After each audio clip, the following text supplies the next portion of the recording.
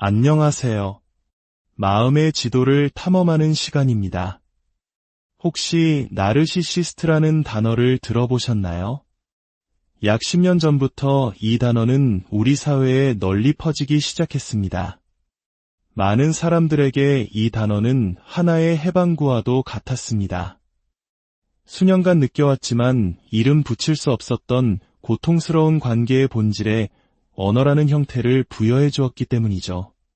어쩌면 지금 이야기를 듣고 계신 당신의 이야기일지도 모릅니다.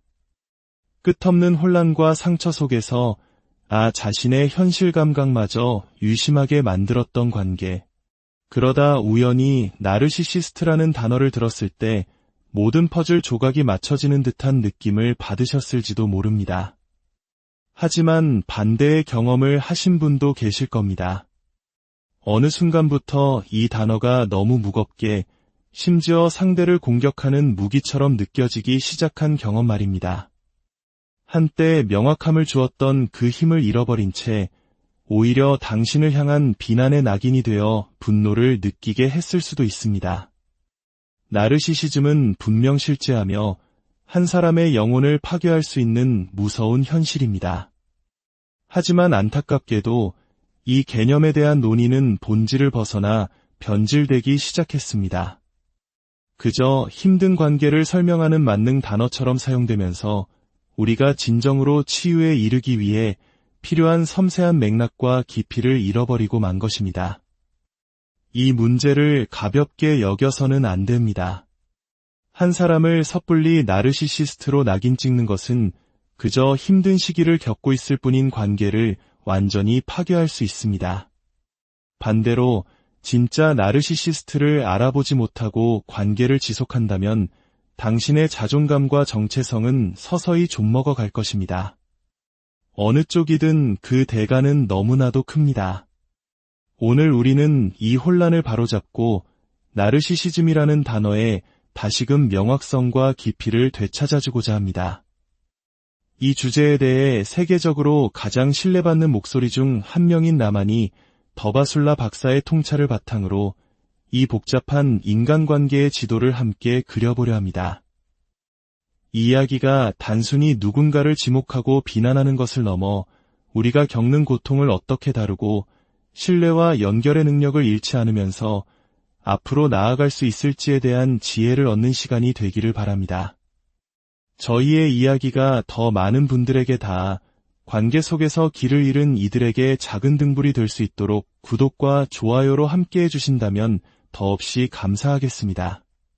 그럼 이제 이야기의 문을 열어보겠습니다. 나르시시즘의 본질을 이해하기 위해 우리는 두 남자의 이야기를 먼저 만나봐야 합니다. 바로 카를로스와 애덤의 이야기입니다. 이 두 사람의 삶을 나란히 들여다보는 것은 오늘날 우리가 겪는 혼란의 핵심을 정확히 보여줍니다. 먼저 카를로스를 만나볼까요? 카를로스는 유쾌하고 다정한 남자입니다.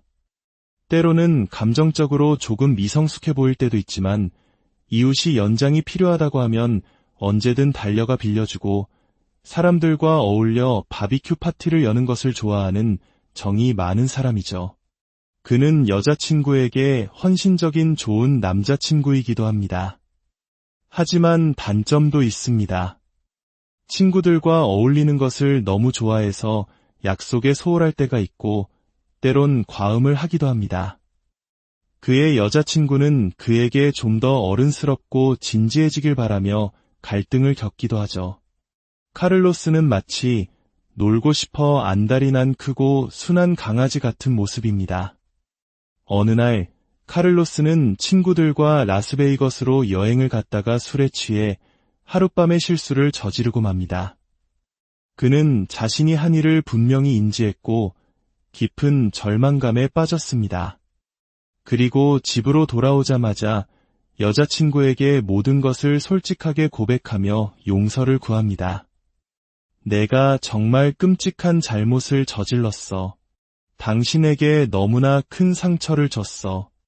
정말 미안해. 그는 진심으로 사과하고 자신의 행동에 대한 책임을 온전히 받아들입니다. 이 순간 카를로스는 바람을 피운 남자가 되었습니다. 이제 다른 한 남자, 애덤의 이야기를 들어보죠. 애덤은 모든 면에서 완벽해 보이는 남자입니다. 그는 규칙을 철저히 지키고 안정적인 직장을 가졌으며 다른 여자에게는 눈길조차 주지 않습니다. 모든 청구서는 제때 납부하고 약속 시간은 칼같이 지키는 아주 책임감 강한 사람이죠. 주변 사람들은 모두 그의 여자친구에게 애덤 같은 남자를 만나다니 정말 복 받았다고 말합니다. 하지만 그의 내면은 다릅니다. 그는 자신의 파트너를 만성적으로 무시하고 감정을 묵살합니다. 자신은 특별 대우를 받아야 마땅하다고 믿으며 세상의 모든 문제가 자신을 향해 있다고 생각합니다. 왜 나한테만 이런 일이 생기지? 라며 끊임없이 스스로를 피해자로 만듭니다. 그의 파트너는 이 관계 안에서 서서히 시들어가고 있지만 밖에서는 아무도 그녀의 고통을 알아주지 않습니다. 애덤은 이웃의 바디에 스로를 치워주는 친절을 베풀기도 하지만 나중에 꼭 내가 그때 당신 집 앞눈 치워줬던 거 기억하죠? 라며 생색을 내는 것을 잊지 않습니다. 자, 여기 두 남자가 있습니다. 친구들과 어울리다 술에 취해 하룻밤의 실수를 저지른 카를로스. 그리고 사회적으로는 완벽한 모범 시민이지만 가장 가까운 사람의 감정을 짓밟으며 자신만이 특별하다고 믿는 애덤. 여러분은 둘 중 누가 진짜 나르시시스트라고 생각하시나요? 아마 대부분의 사람들은 카를로스를 지목할 겁니다. 그의 행동은 과시적이고 항상 주목받고 싶어하며 충동적인 실수를 저질렀으니까요. 특히 바람을 피웠다는 사실 하나만으로 모든 바람둥이는 나르시시스트라는 단순한 공식에 글을 끼워 맞추기 쉽습니다. 반면 애덤은 어떤가요? 물론 아내에게 못되게 굴긴 하지만 그는 도덕적으로 올바른 일을 하고 결코 바람을 피우거나 비도덕적인 행동은 하지 않는 착실한 사람처럼 보입니다. 바로 이 지점에서 오늘날 나르시시즘을 둘러싼 거대한 오해와 혼란이 시작됩니다. 우리는 종종 눈에 보이는 극적인 행동, 예를 들어 예도와 같은 사건에만 집중한 나머지 관계를 서서히 파괴하는 만성적이고 교묘한 정서적 학대를 놓치곤 합니다. 스스로에게 한번 질문해 보십시오. 10년 동안 매일같이 당신의 감정과 생각이 무시당하고 묵살당하는 것과 하룻밤의 실수로 상처받는 것 중 어느 쪽을 택하시겠습니까? 물론 외도는 끔찍한 배신입니다. 하지만 한 사람의 영혼을 갉아먹는 것은 오히려 눈에 보이지 않는 지속적인 무시와 통제일 수 있습니다. 카를로스는 큰 실수를 저질렀지만 그는 자신의 잘못을 인정하고 책임을 지며 변화하려 노력합니다. 진정한 공감 능력이 있기 때문입니다. 반면 애덤은 겉으로는 완벽하지만 그의 내면에는 타인에 대한 공감 능력이 결여되어 있습니다. 그는 오직 자신의 감정과 필요만이 중요하며 파트너는 그것을 채워주기 위한 도구에 불과합니다. 이것이 바로 나르시시즘의 핵심적인 특징입니다. 소셜미디어 시대에 접어들면서 나르시시스트라는 단어는 너무나 편리한 낙인이 되었습니다. 사람들은 복잡한 관계의 문제를 그 사람은 그냥 나르시시스트야라는 한마디로 쉽게 단정 짓고 싶어 합니다. 하지만 현실은 그렇게 단순하지 않습니다. 나르시시즘은 이기심, 오만함, 특권의식, 공감 능력 부족, 과도한 인정 욕구, 감정 조절의 어려움 등 여러 가지 특성이 복합적으로 그리고 지속적으로 나타나는 하나의 성격 패턴입니다. 이 중 한두 가지 특징을 가졌다고 해서 그 사람을 나르시시스트라고 부를 수는 없습니다. 만약 카를로스의 여자친구가 인스타그램에서 본 몇 개의 영상만으로 그를 나르시시스트라고 단정했다면 어떻게 되었을까요? 그 관계는 회복의 기회를 영영 잃어버렸을지도 모릅니다. 이처럼 단어를 잘못 사용하는 것은 단순히 말을 실수하는 것 이상의 결과를 낳습니다.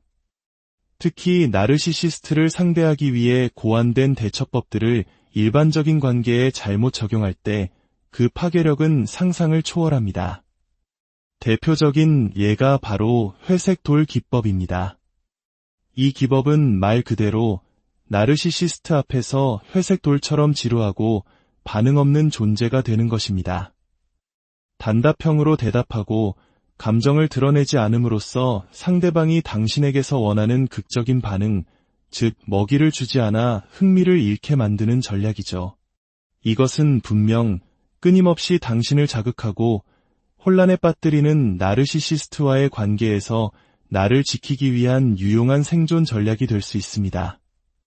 하지만 만약 당신의 파트너가 나르시시스트가 아니라 카를로스처럼 미성숙하지만 진심으로 당신을 사랑하고 변화의 의지가 있는 사람이라면 어떨까요?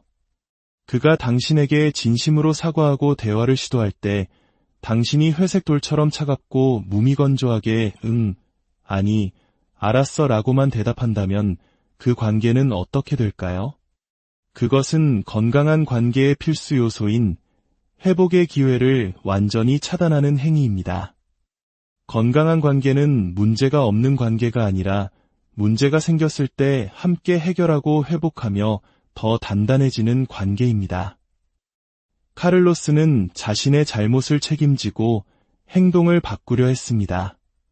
하지만 회색돌 기법은 이러한 노력을 무의미하게 만들고 상대방에게 깊은 단절감과 오해만을 남길 뿐입니다. 오히려 관계를 악화시키는 독이 되는 것이죠.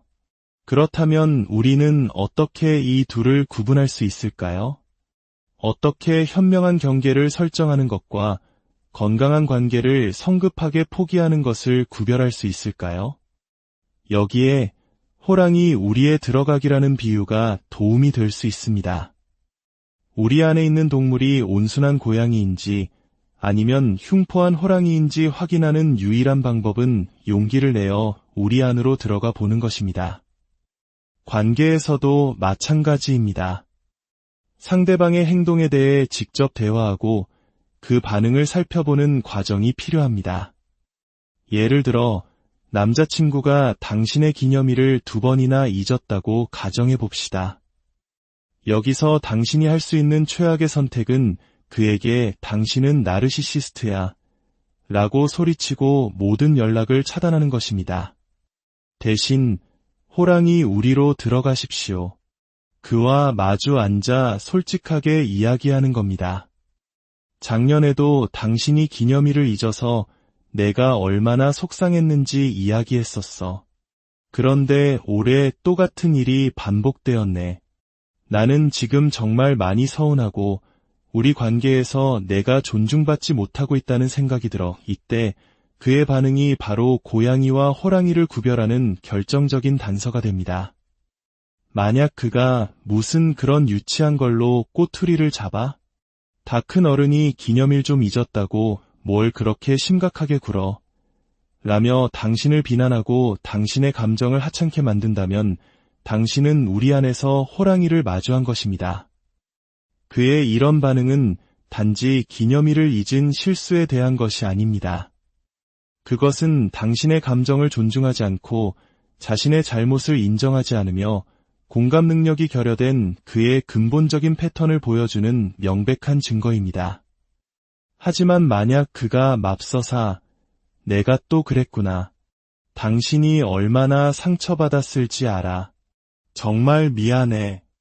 이건 변명의 여지가 없는 내 잘못이야 라고 말하며 진심으로 뉘우치고 다시는 이런 일이 없도록 구체적인 노력을 약속한다면 그는 비록 실수는 했지만 당신과 함께 관계를 회복해 나갈 수 있는 파트너일 가능성이 높습니다. 많은 사람들이 호랑이 우리에 들어가는 것을 두려워합니다. 대화를 통해 이 관계의 민낯을 마주하는 것이 겁나기 때문이죠.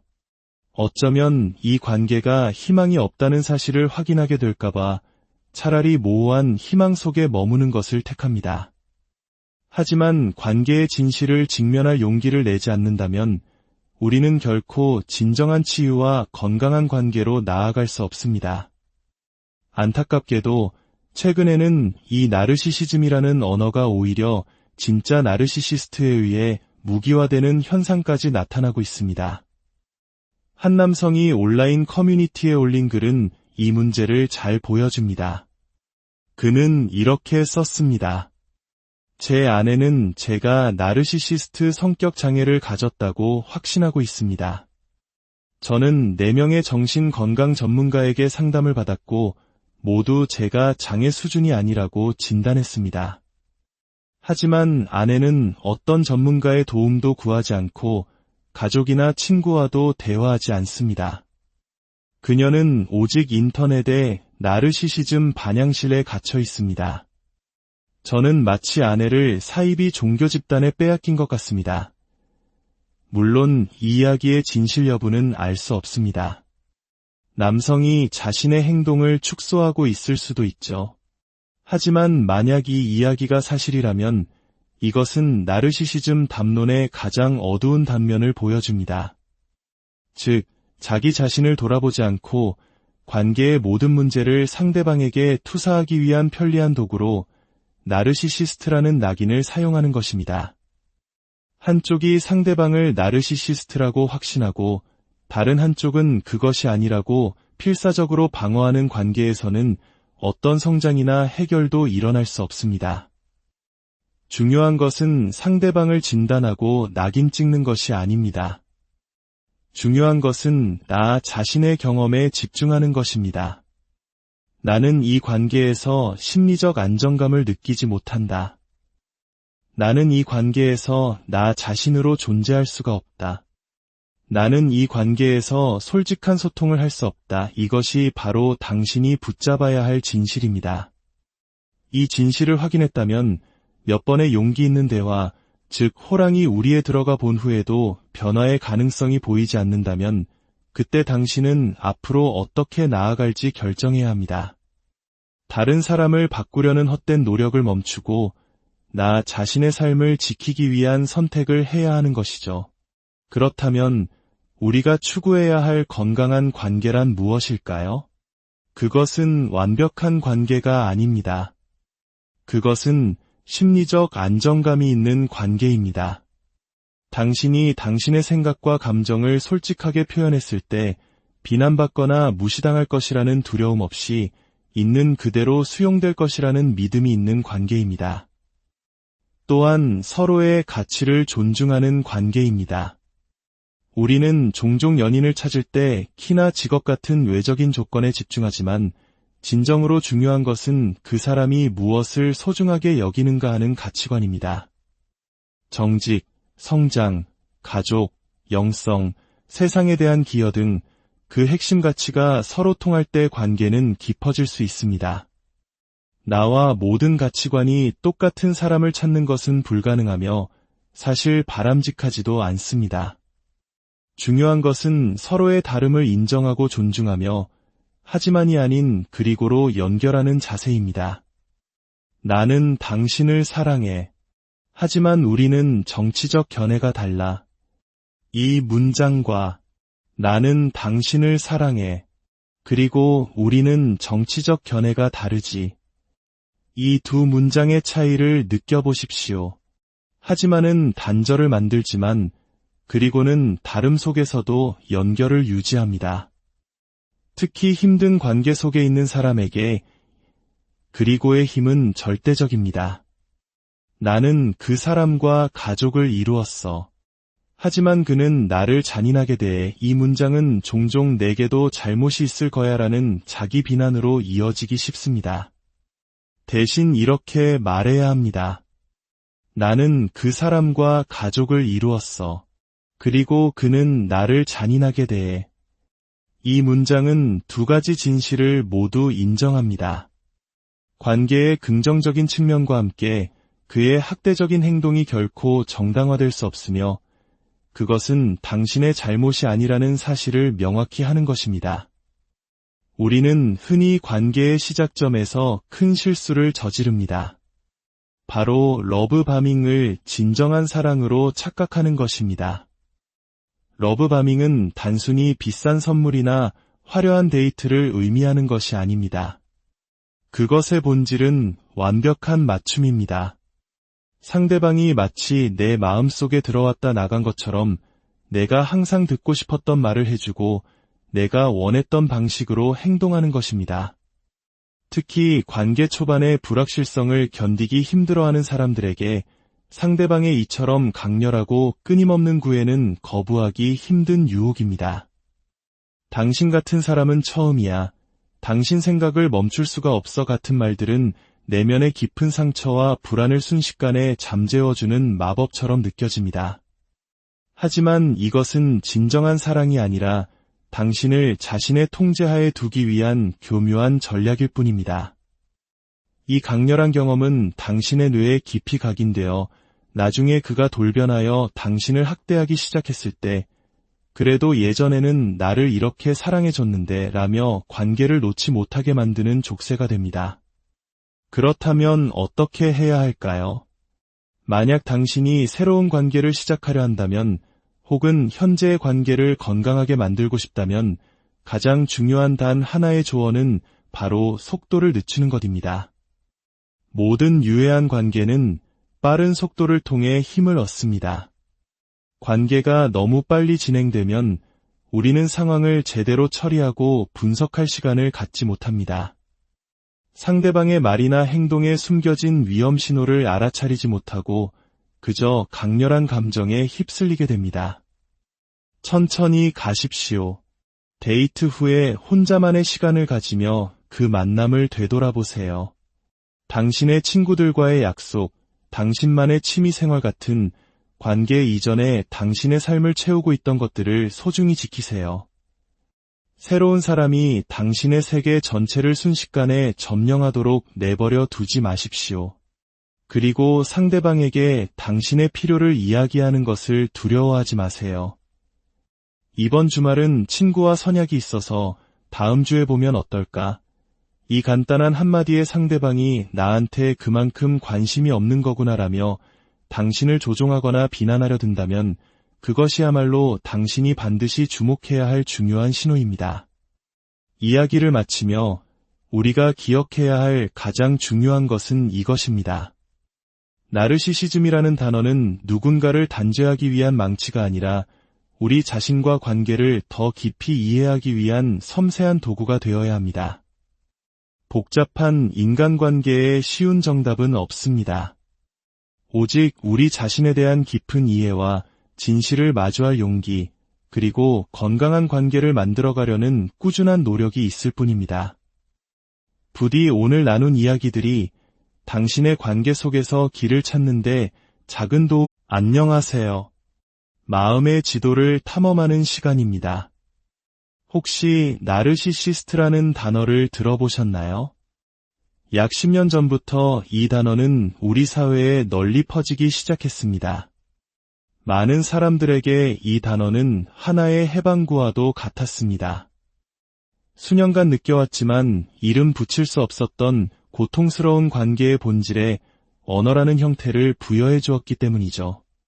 어쩌면 지금 이야기를 듣고 계신 당신의 이야기일지도 모릅니다. 끝없는 혼란과 상처 속에서 나 자신의 현실 감각마저 유심하게 만들었던 관계. 그러다 우연히 나르시시스트라는 단어를 들었을 때 모든 퍼즐 조각이 맞춰지는 듯한 느낌을 받으셨을지도 모릅니다. 하지만 반대의 경험을 하신 분도 계실 겁니다. 어느 순간부터 이 단어가 너무 무겁게 심지어 상대를 공격하는 무기처럼 느껴지기 시작한 경험 말입니다. 한때 명확함을 주었던 그 힘을 잃어버린 채 오히려 당신을 향한 비난의 낙인이 되어 분노를 느끼게 했을 수도 있습니다. 나르시시즘은 분명 실제하며 한 사람의 영혼을 파괴할 수 있는 무서운 현실입니다. 하지만 안타깝게도 이 개념에 대한 논의는 본질을 벗어나 변질되기 시작했습니다. 그저 힘든 관계를 설명하는 만능 단어처럼 사용되면서 우리가 진정으로 치유에 이르기 위해 필요한 섬세한 맥락과 깊이를 잃어버리고 만 것입니다. 이 문제를 가볍게 여겨서는 안 됩니다.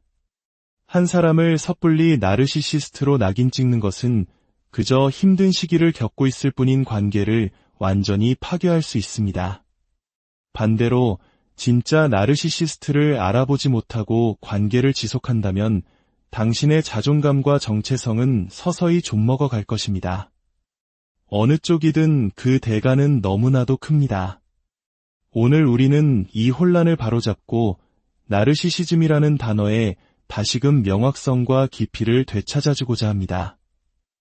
이 주제에 대해 세계적으로 가장 신뢰받는 목소리 중 한 명인 나만이 더바술라 박사의 통찰을 바탕으로 이 복잡한 인간관계의 지도를 함께 그려보려 합니다.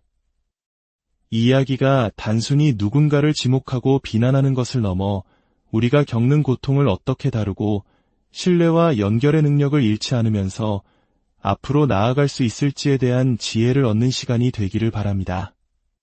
저희의 이야기가 더 많은 분들에게 닿아 관계 속에서 길을 잃은 이들에게 작은 등불이 될 수 있도록 구독과 좋아요로 함께해 주신다면 더없이 감사하겠습니다. 그럼 이제 이야기의 문을 열어보겠습니다. 나르시시즘의 본질을 이해하기 위해 우리는 두 남자의 이야기를 먼저 만나봐야 합니다. 바로 카를로스와 애덤의 이야기입니다. 이 두 사람의 삶을 나란히 들여다보는 것은 오늘날 우리가 겪는 혼란의 핵심을 정확히 보여줍니다. 먼저 카를로스를 만나볼까요? 카를로스는 유쾌하고 다정한 남자입니다. 때로는 감정적으로 조금 미성숙해 보일 때도 있지만 이웃이 연장이 필요하다고 하면 언제든 달려가 빌려주고 사람들과 어울려 바비큐 파티를 여는 것을 좋아하는 정이 많은 사람이죠. 그는 여자친구에게 헌신적인 좋은 남자친구이기도 합니다. 하지만 단점도 있습니다. 친구들과 어울리는 것을 너무 좋아해서 약속에 소홀할 때가 있고 때론 과음을 하기도 합니다.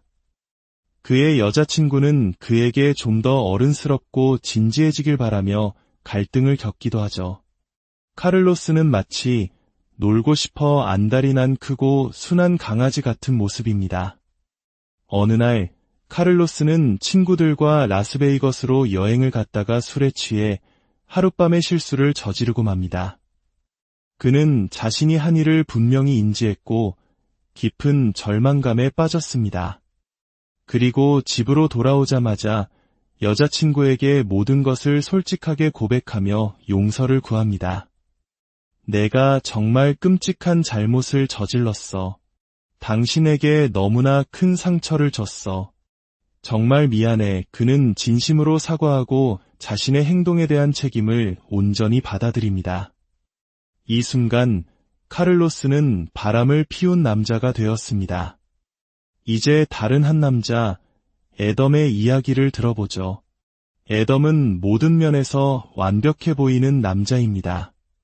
그는 규칙을 철저히 지키고 안정적인 직장을 가졌으며 다른 여자에게는 눈길조차 주지 않습니다. 모든 청구서는 제때 납부하고 약속 시간은 칼같이 지키는 아주 책임감 강한 사람이죠. 주변 사람들은 모두 그의 여자친구에게 애덤 같은 남자를 만나다니 정말 복 받았다고 말합니다. 하지만 그의 내면은 다릅니다. 그는 자신의 파트너를 만성적으로 무시하고 감정을 묵살합니다.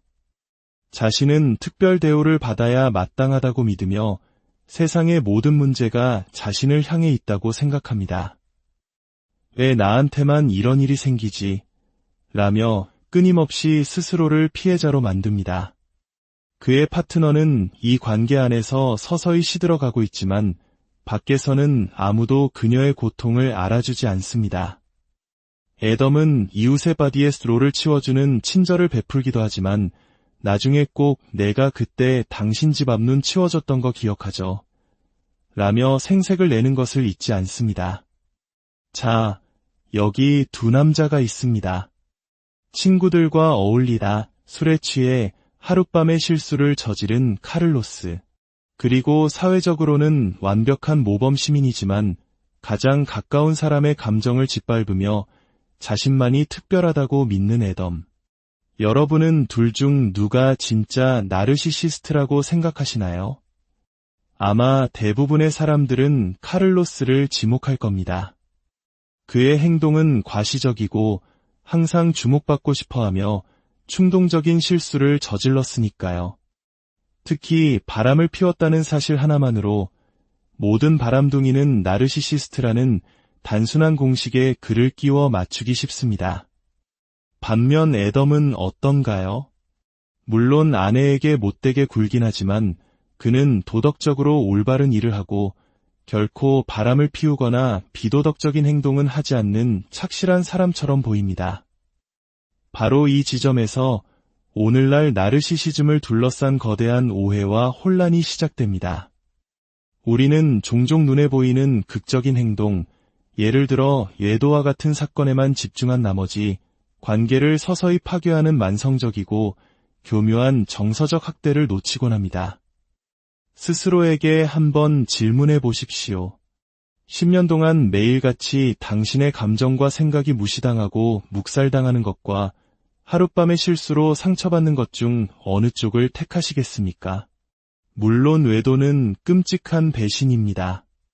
하지만 한 사람의 영혼을 갉아먹는 것은 오히려 눈에 보이지 않는 지속적인 무시와 통제일 수 있습니다. 카를로스는 큰 실수를 저질렀지만 그는 자신의 잘못을 인정하고 책임을 지며 변화하려 노력합니다. 진정한 공감 능력이 있기 때문입니다. 반면 애덤은 겉으로는 완벽하지만 그의 내면에는 타인에 대한 공감 능력이 결여되어 있습니다. 그는 오직 자신의 감정과 필요만이 중요하며 파트너는 그것을 채워주기 위한 도구에 불과합니다. 이것이 바로 나르시시즘의 핵심적인 특징입니다. 소셜미디어 시대에 접어들면서 나르시시스트라는 단어는 너무나 편리한 낙인이 되었습니다. 사람들은 복잡한 관계의 문제를 그 사람은 그냥 나르시시스트야라는 한마디로 쉽게 단정 짓고 싶어 합니다. 하지만 현실은 그렇게 단순하지 않습니다. 나르시시즘은 이기심, 오만함, 특권의식, 공감 능력 부족, 과도한 인정 욕구, 감정 조절의 어려움 등 여러 가지 특성이 복합적으로 그리고 지속적으로 나타나는 하나의 성격 패턴입니다. 이 중 한두 가지 특징을 가졌다고 해서 그 사람을 나르시시스트라고 부를 수는 없습니다. 만약 카를로스의 여자친구가 인스타그램에서 본 몇 개의 영상만으로 그를 나르시시스트라고 단정했다면 어떻게 되었을까요? 그 관계는 회복의 기회를 영영 잃어버렸을지도 모릅니다. 이처럼 단어를 잘못 사용하는 것은 단순히 말을 실수하는 것 이상의 결과를 낳습니다. 특히 나르시시스트를 상대하기 위해 고안된 대처법들을 일반적인 관계에 잘못 적용할 때 그 파괴력은 상상을 초월합니다. 대표적인 예가 바로 회색 돌 기법입니다. 이 기법은 말 그대로 나르시시스트 앞에서 회색 돌처럼 지루하고 반응 없는 존재가 되는 것입니다. 단답형으로 대답하고 감정을 드러내지 않음으로써 상대방이 당신에게서 원하는 극적인 반응, 즉 먹이를 주지 않아 흥미를 잃게 만드는 전략이죠. 이것은 분명 끊임없이 당신을 자극하고 혼란에 빠뜨리는 나르시시스트와의 관계에서 나를 지키기 위한 유용한 생존 전략이 될 수 있습니다. 하지만 만약 당신의 파트너가 나르시시스트가 아니라 카를로스처럼 미성숙하지만 진심으로 당신을 사랑하고 변화의 의지가 있는 사람이라면 어떨까요? 그가 당신에게 진심으로 사과하고 대화를 시도할 때 당신이 회색 돌처럼 차갑고 무미건조하게 아니, 알았어 라고만 대답한다면 그 관계는 어떻게 될까요? 그것은 건강한 관계의 필수 요소인 회복의 기회를 완전히 차단하는 행위입니다. 건강한 관계는 문제가 없는 관계가 아니라 문제가 생겼을 때 함께 해결하고 회복하며 더 단단해지는 관계입니다. 카를로스는 자신의 잘못을 책임지고 행동을 바꾸려 했습니다. 하지만 회색 돌 기법은 이러한 노력을 무의미하게 만들고 상대방에게 깊은 단절감과 오해만을 남길 뿐입니다. 오히려 관계를 악화시키는 독이 되는 것이죠. 그렇다면 우리는 어떻게 이 둘을 구분할 수 있을까요? 어떻게 현명한 경계를 설정하는 것과 건강한 관계를 성급하게 포기하는 것을 구별할 수 있을까요? 여기에 호랑이 우리에 들어가기라는 비유가 도움이 될 수 있습니다. 우리 안에 있는 동물이 온순한 고양이인지 아니면 흉포한 호랑이인지 확인하는 유일한 방법은 용기를 내어 우리 안으로 들어가 보는 것입니다. 관계에서도 마찬가지입니다. 상대방의 행동에 대해 직접 대화하고 그 반응을 살펴보는 과정이 필요합니다. 예를 들어 남자친구가 당신의 기념일을 2번이나 잊었다고 가정해 봅시다. 여기서 당신이 할 수 있는 최악의 선택은 그에게 당신은 나르시시스트야 라고 소리치고 모든 연락을 차단하는 것입니다. 대신 호랑이 우리로 들어가십시오. 그와 마주 앉아 솔직하게 이야기하는 겁니다. 작년에도 당신이 기념일을 잊어서 내가 얼마나 속상했는지 이야기했었어. 그런데 올해 또 같은 일이 반복되었네. 나는 지금 정말 많이 서운하고 우리 관계에서 내가 존중받지 못하고 있다는 생각이 들어. 이때 그의 반응이 바로 고양이와 호랑이를 구별하는 결정적인 단서가 됩니다. 만약 그가 무슨 그런 유치한 걸로 꼬투리를 잡아? 다 큰 어른이 기념일 좀 잊었다고 뭘 그렇게 심각하게 굴어? 라며 당신을 비난하고 당신의 감정을 하찮게 만든다면 당신은 우리 안에서 호랑이를 마주한 것입니다. 그의 이런 반응은 단지 기념일을 잊은 실수에 대한 것이 아닙니다. 그것은 당신의 감정을 존중하지 않고 자신의 잘못을 인정하지 않으며 공감 능력이 결여된 그의 근본적인 패턴을 보여주는 명백한 증거입니다. 하지만 만약 그가 맙서사 내가 또 그랬구나. 당신이 얼마나 상처받았을지 알아. 정말 미안해. 이건 변명의 여지가 없는 내 잘못이야 라고 말하며 진심으로 뉘우치고 다시는 이런 일이 없도록 구체적인 노력을 약속한다면 그는 비록 실수는 했지만 당신과 함께 관계를 회복해 나갈 수 있는 파트너일 가능성이 높습니다. 많은 사람들이 호랑이 우리에 들어가는 것을 두려워합니다. 대화를 통해 이 관계의 민낯을 마주하는 것이 겁나기 때문이죠. 어쩌면 이 관계가 희망이 없다는 사실을 확인하게 될까봐 차라리 모호한 희망 속에 머무는 것을 택합니다. 하지만 관계의 진실을 직면할 용기를 내지 않는다면 우리는 결코 진정한 치유와 건강한 관계로 나아갈 수 없습니다. 안타깝게도 최근에는 이 나르시시즘이라는 언어가 오히려 진짜 나르시시스트에 의해 무기화되는 현상까지 나타나고 있습니다. 한 남성이 온라인 커뮤니티에 올린 글은 이 문제를 잘 보여줍니다. 그는 이렇게 썼습니다. 제 아내는 제가 나르시시스트 성격 장애를 가졌다고 확신하고 있습니다. 저는 4명의 정신건강 전문가에게 상담을 받았고 모두 제가 장애 수준이 아니라고 진단했습니다. 하지만 아내는 어떤 전문가의 도움도 구하지 않고 가족이나 친구와도 대화하지 않습니다. 그녀는 오직 인터넷에 나르시시즘 반향실에 갇혀 있습니다. 저는 마치 아내를 사이비 종교 집단에 빼앗긴 것 같습니다. 물론 이 이야기의 진실 여부는 알 수 없습니다. 남성이 자신의 행동을 축소하고 있을 수도 있죠.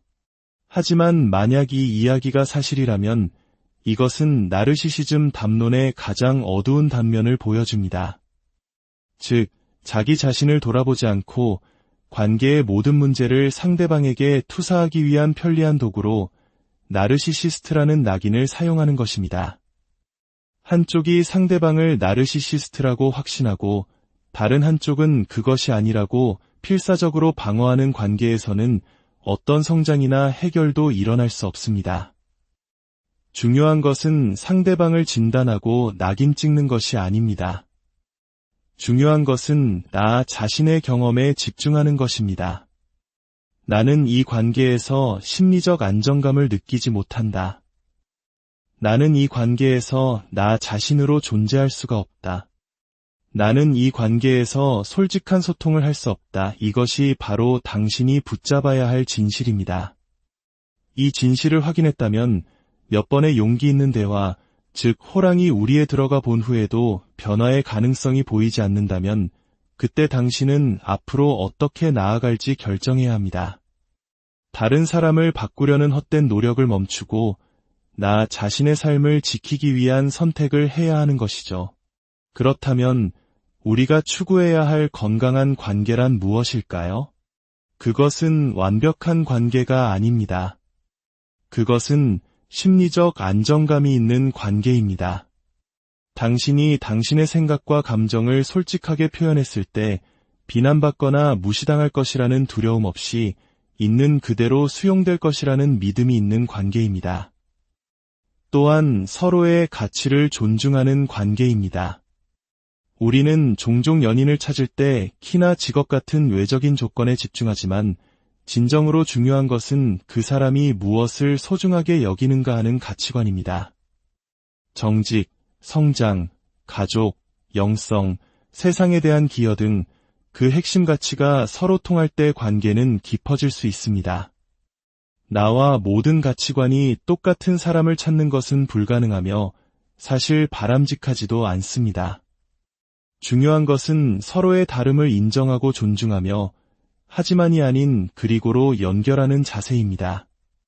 나는 당신을 사랑해. 하지만 우리는 정치적 견해가 달라. 이 문장과 나는 당신을 사랑해. 그리고 우리는 정치적 견해가 다르지. 이 두 문장의 차이를 느껴보십시오.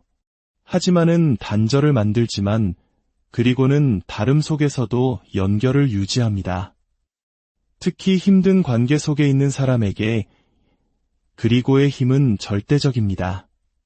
나는 그 사람과 가족을 이루었어. 하지만 그는 나를 잔인하게 대해. 이 문장은 종종 내게도 잘못이 있을 거야라는 자기 비난으로 이어지기 쉽습니다. 대신 이렇게 말해야 합니다. 나는 그 사람과 가족을 이루었어. 그리고 그는 나를 잔인하게 대해.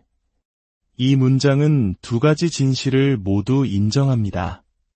관계의 긍정적인 측면과 함께 그의 학대적인 행동이 결코 정당화될 수 없으며 그것은 당신의 잘못이 아니라는 사실을 명확히 하는 것입니다.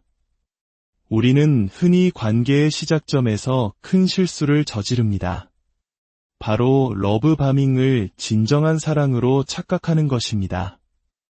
러브바밍은 단순히 비싼 선물이나 화려한 데이트를 의미하는 것이 아닙니다. 그것의 본질은 완벽한 맞춤입니다. 상대방이 마치 내 마음속에 들어왔다 나간 것처럼 내가 항상 듣고 싶었던 말을 해주고 내가 원했던 방식으로 행동하는 것입니다. 특히 관계 초반의 불확실성을 견디기 힘들어하는 사람들에게 상대방의 이처럼 강렬하고 끊임없는 구애는 거부하기 힘든 유혹입니다. 당신 같은 사람은 처음이야. 당신 생각을 멈출 수가 없어 같은 말들은 내면의 깊은 상처와 불안을 순식간에 잠재워주는 마법처럼 느껴집니다. 하지만 이것은 진정한 사랑이 아니라 당신을 자신의 통제하에 두기 위한 교묘한 전략일 뿐입니다. 이 강렬한 경험은 당신의 뇌에 깊이 각인되어 나중에 그가 돌변하여 당신을 학대하기 시작했을 때 그래도 예전에는 나를 이렇게 사랑해줬는데 라며 관계를 놓지 못하게 만드는 족쇄가 됩니다. 그렇다면 어떻게 해야 할까요? 만약 당신이 새로운 관계를 시작하려 한다면 혹은 현재의 관계를 건강하게 만들고 싶다면 가장 중요한 단 하나의 조언은 바로 속도를 늦추는 것입니다. 모든 유해한 관계는 빠른 속도를 통해 힘을 얻습니다. 관계가 너무 빨리 진행되면 우리는 상황을 제대로 처리하고 분석할 시간을 갖지 못합니다. 상대방의 말이나 행동에 숨겨진 위험 신호를 알아차리지 못하고 그저 강렬한 감정에 휩쓸리게 됩니다. 천천히 가십시오. 데이트 후에 혼자만의 시간을 가지며 그 만남을 되돌아보세요. 당신의 친구들과의 약속, 당신만의 취미생활 같은 관계 이전에 당신의 삶을 채우고 있던 것들을 소중히 지키세요. 새로운 사람이 당신의 세계 전체를 순식간에 점령하도록 내버려 두지 마십시오. 그리고 상대방에게 당신의 필요를 이야기하는 것을 두려워하지 마세요. 이번 주말은 친구와 선약이 있어서 다음 주에 보면 어떨까? 이 간단한 한마디에 상대방이 나한테 그만큼 관심이 없는 거구나라며 당신을 조종하거나 비난하려 든다면 그것이야말로 당신이 반드시 주목해야 할 중요한 신호입니다. 이야기를 마치며 우리가 기억해야 할 가장 중요한 것은 이것입니다. 나르시시즘이라는 단어는 누군가를 단죄하기 위한 망치가 아니라 우리 자신과 관계를 더 깊이 이해하기 위한 섬세한 도구가 되어야 합니다. 복잡한 인간관계에 쉬운 정답은 없습니다. 오직 우리 자신에 대한 깊은 이해와 진실을 마주할 용기, 그리고 건강한 관계를 만들어가려는 꾸준한 노력이 있을 뿐입니다. 부디 오늘 나눈 이야기들이 당신의 관계 속에서 길을 찾는데 작은 도움. 안녕하세요. 마음의 지도를 탐험하는 시간입니다. 혹시 나르시시스트라는 단어를 들어보셨나요? 약 10년 전부터 이 단어는 우리 사회에 널리 퍼지기 시작했습니다. 많은 사람들에게 이 단어는 하나의 해방구와도 같았습니다. 수년간 느껴왔지만 이름 붙일 수 없었던 고통스러운 관계의 본질에 언어라는 형태를 부여해 주었기 때문이죠. 어쩌면 지금 이야기를 듣고 계신 당신의 이야기일지도 모릅니다. 끝없는 혼란과 상처 속에서 나 자신의 현실 감각마저 유심하게 만들었던 관계. 그러다 우연히 나르시시스트라는 단어를 들었을 때 모든 퍼즐 조각이 맞춰지는 듯한 느낌을 받으셨을지도 모릅니다. 하지만 반대의 경험을 하신 분도 계실 겁니다. 어느 순간부터 이 단어가 너무 무겁게, 심지어 상대를 공격하는 무기처럼 느껴지기 시작한 경험 말입니다. 한때 명확함을 주었던 그 힘을 잃어버린 채 오히려 당신을 향한 비난의 낙인이 되어 분노를 느끼게 했을 수도 있습니다. 나르시시즘은 분명 실제하며 한 사람의 영혼을 파괴할 수 있는 무서운 현실입니다. 하지만 안타깝게도 이 개념에 대한 논의는 본질을 벗어나 변질되기 시작했습니다. 그저 힘든 관계를 설명하는 만능 단어처럼 사용되면서 우리가 진정으로 치유에 이르기 위해 필요한 섬세한 맥락과 깊이를 잃어버리고 만 것입니다. 이 문제를 가볍게 여겨서는 안 됩니다. 한 사람을 섣불리 나르시시스트로 낙인 찍는 것은 그저 힘든 시기를 겪고 있을 뿐인 관계를 완전히 파괴할 수 있습니다. 반대로 진짜 나르시시스트를 알아보지 못하고 관계를 지속한다면 당신의 자존감과 정체성은 서서히 좀먹어 갈 것입니다. 어느 쪽이든 그 대가는 너무나도 큽니다. 오늘 우리는 이 혼란을 바로잡고 나르시시즘이라는 단어의 다시금 명확성과 깊이를 되찾아주고자 합니다.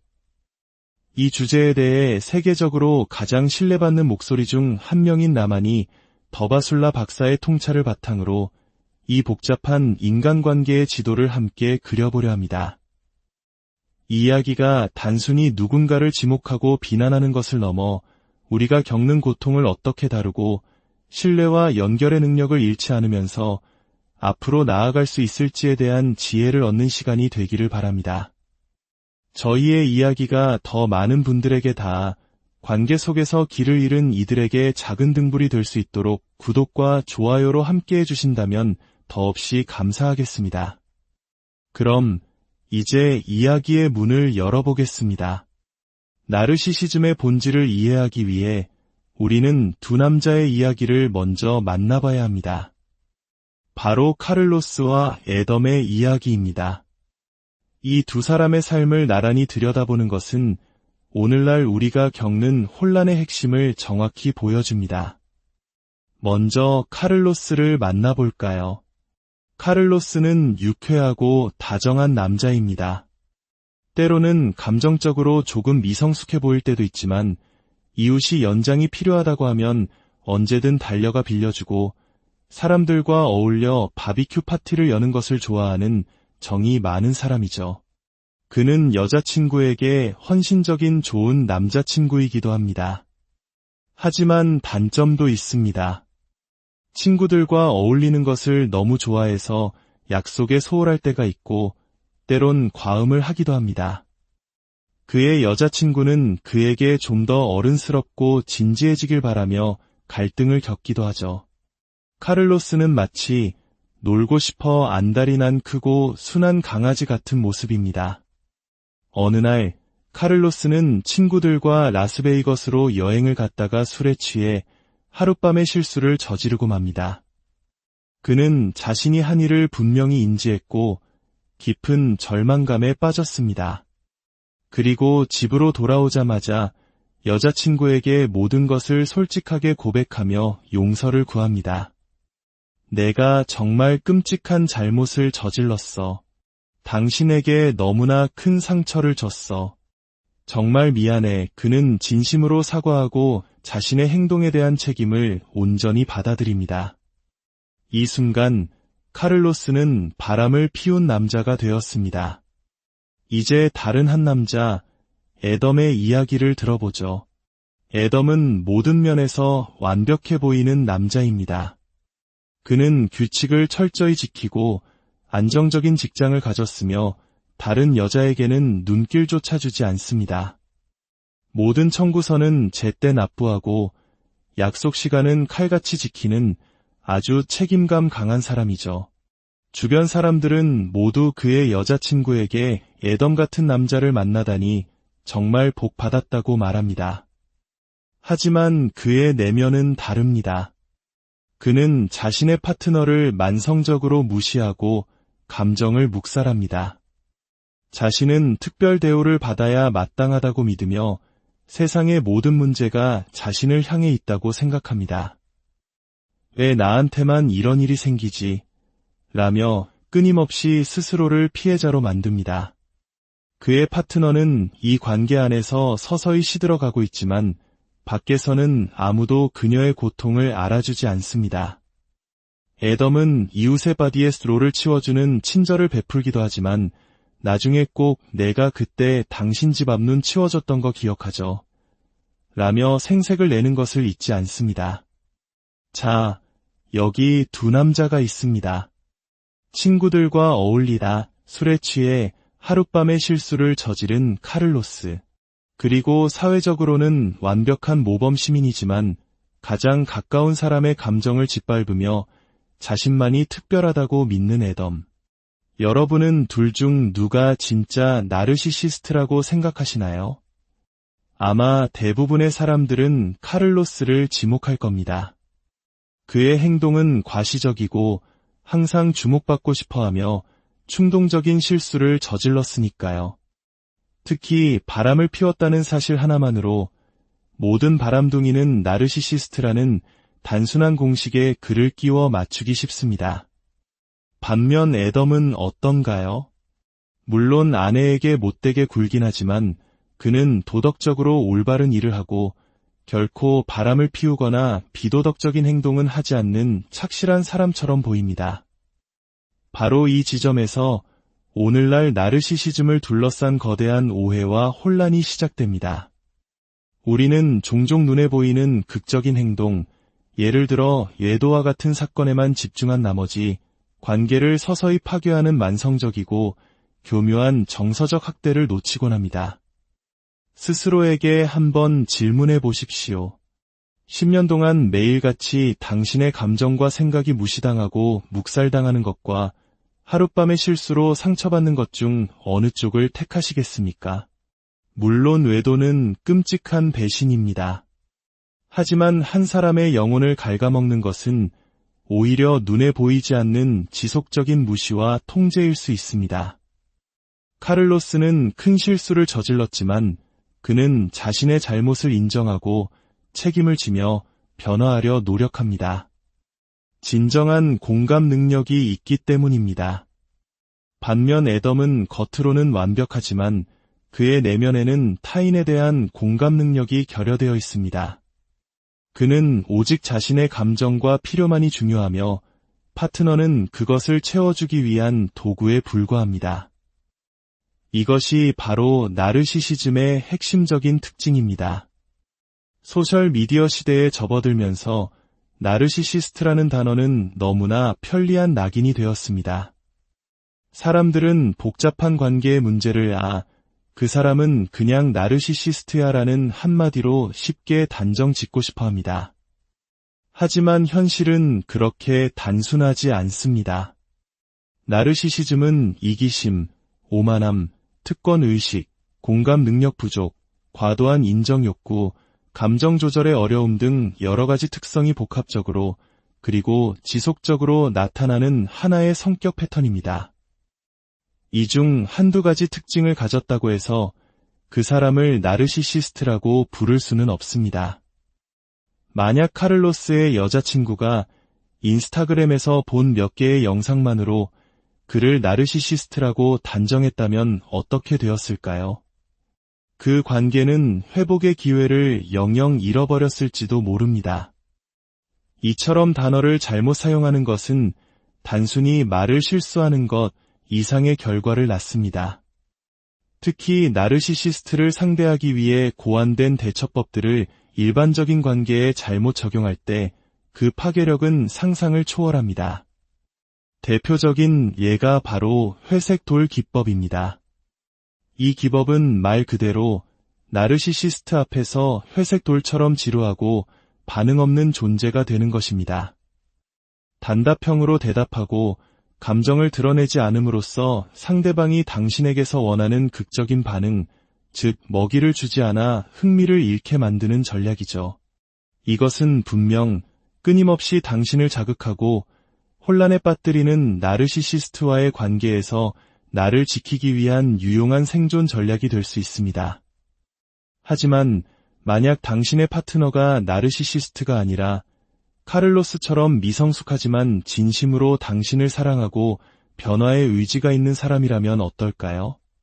그가 당신에게 진심으로 사과하고 대화를 시도할 때 당신이 회색 돌처럼 차갑고 무미건조하게 아니, 알았어 라고만 대답한다면 그 관계는 어떻게 될까요? 그것은 건강한 관계의 필수 요소인 회복의 기회를 완전히 차단하는 행위입니다. 건강한 관계는 문제가 없는 관계가 아니라 문제가 생겼을 때 함께 해결하고 회복하며 더 단단해지는 관계입니다. 카를로스는 자신의 잘못을 책임지고 행동을 바꾸려 했습니다. 하지만 회색돌 기법은 이러한 노력을 무의미하게 만들고 상대방에게 깊은 단절감과 오해만을 남길 뿐입니다. 오히려 관계를 악화시키는 독이 되는 것이죠. 그렇다면 우리는 어떻게 이 둘을 구분할 수 있을까요? 어떻게 현명한 경계를 설정하는 것과 건강한 관계를 성급하게 포기하는 것을 구별할 수 있을까요? 여기에 호랑이 우리에 들어가기라는 비유가 도움이 될 수 있습니다. 우리 안에 있는 동물이 온순한 고양이인지 아니면 흉포한 호랑이인지 확인하는 유일한 방법은 용기를 내어 우리 안으로 들어가 보는 것입니다. 관계에서도 마찬가지입니다. 상대방의 행동에 대해 직접 대화하고 그 반응을 살펴보는 과정이 필요합니다. 예를 들어 남자친구가 당신의 기념일을 2번이나 잊었다고 가정해 봅시다.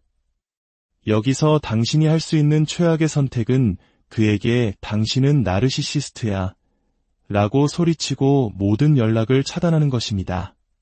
대신 호랑이 우리로 들어가십시오. 그와 마주 앉아 솔직하게 이야기하는 겁니다. 작년에도 당신이 기념일을 잊어서 내가 얼마나 속상했는지 이야기했었어. 그런데 올해 또 같은 일이 반복되었네. 나는 지금 정말 많이 서운하고 우리 관계에서 내가 존중받지 못하고 있다는 생각이 들어. 이때 그의 반응이 바로 고양이와 호랑이를 구별하는 결정적인 단서가 됩니다. 만약 그가 무슨 그런 유치한 걸로 꼬투리를 잡아? 다 큰 어른이 기념일 좀 잊었다고 뭘 그렇게 심각하게 굴어? 라며 당신을 비난하고 당신의 감정을 하찮게 만든다면 당신은 우리 안에서 호랑이를 마주한 것입니다. 그의 이런 반응은 단지